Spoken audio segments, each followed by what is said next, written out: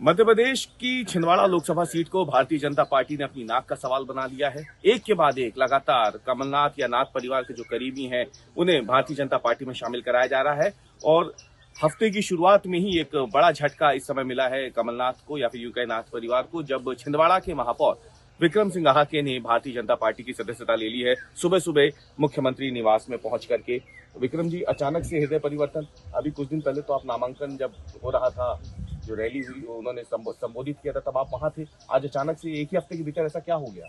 देखिए, ये अचानक से नहीं हुआ है। मोदी जी के कार्यों से बहुत पहले से प्रभावित हैं और एक प्रक्रिया होती है, एक किसी भी परिवार को छोड़कर दूसरे परिवार में जब जाते हैं तो एक ये सही समय था कि हमें लगा कि अब मोदी जी के साथ उनके औपचारिक रूप से ना होकर बिल्कुल पूरी तरीके से जुड़ना चाहिए और आज हम मोदी जी के परिवार में शामिल हैं। नहीं तो आपके मन में कब ये लगा पहली बार? क्योंकि आप तो लगातार सोशल मीडिया पे भी पोस्ट डाल ही रहे थे नाथ परिवार के साथ, नकुलनाथ जी के साथ, कमलनाथ जी के साथ।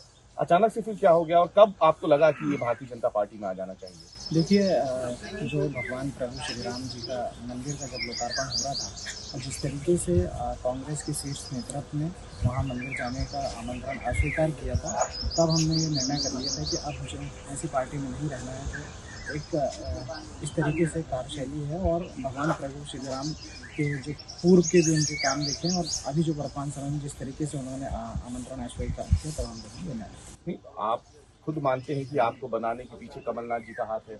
आपने खुद कई मर्तबा ये सार्वजनिक रूप से कहा कि ये एक सामान्य से आदिवासी शख्स को उठा करके उन्होंने छिंदवाड़ा का महापौर बना दिया।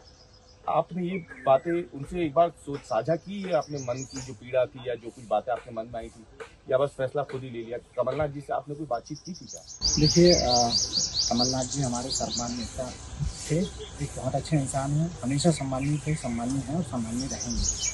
और मुझे महापौर बनाने की बात की जाए तो कमलनाथ जी का आशीर्वाद रहा है, लेकिन आज समय की मांग है मोदी जी, समय की मांग है मोहन यादव जी की कार्यशैली और अब मैं एक व्यक्ति विशेष नहीं हूँ, मैं अकेला नहीं हूँ।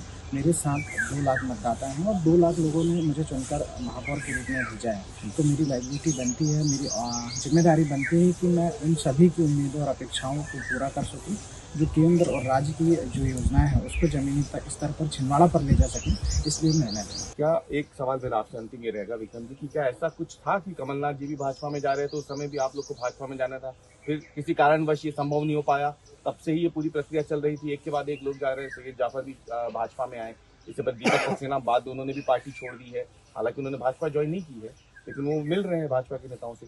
क्या ये ऐसा कुछ चल रहा था क्या कमलनाथ जी और भाजपा के बीच में?